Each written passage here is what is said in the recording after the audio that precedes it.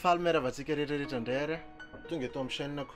Androany aty resadresaka aminareo kely hoe inona mitrangy eto amin'ny chaîne-ko a, inona ny zavatra hitanareo eto a, sy ny rehetrarehetra aza miala fa alohan'izay aloha aza dino misabone a raha ohatra hoe mba nisy zavatra nafinaritra anao ihany tato amin'ity chaîne ity ohatra dia ohatra efa elaela ihany moa zany ity chaîne-ko ity raha tena mijery anao a, efa tany amin'ny 2015 tany teorena zany zay vao hoe anao hoe anao vidéo foana. Za zany olona tia manao vidéo dia ho ataoko daholo ny vidéo. Raha teo aloha resaka hira fotsiny na hainonareo anahy mety zavatra be da be ato, mety gaga ianao hoe nisy resaka tantara tampoka zany tato. Raha ohatra hoe m'intéressé anao ny hijery an'izay a, jereo amin'ny description ny fifanarahana miafina ny titran'le izy, tantara mitohy ohatran'ireny tantara amin'ny radio ireny.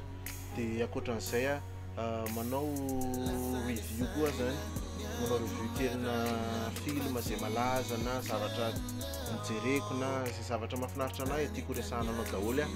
Dia ankoatran'izay koa mety ho avy ny karazana vidéo atsoatsy a, mety isy karazana court métrage kely, karazana vidéo zay milaza ny tontolo andro rehetra. Tsy adino moa zany ao anatin'izany ny resaka cover. Ny cover mandeha foana ny hirako manokana izay efa ho avy ato hoe miketriketrika album kely a, hitanao ao daholo.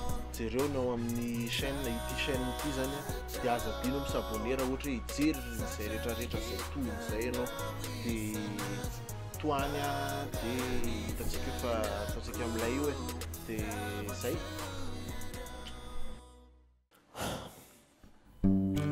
ty misy raha soratako anareo zay nijery an'le vidéo teo. Aza mera ohatra hoe ratsy fa avy aty amin'ny foko le izy. Mangataka aminao aho raha toka sitraka aho, fa ilaiko anao bidira abone, bidira abone, bidira abone, fa umeko anao, umeko anao ny vola be. Eko zany fa tsy manana vola be zany a, fa midira ho abone ihany na izany ary.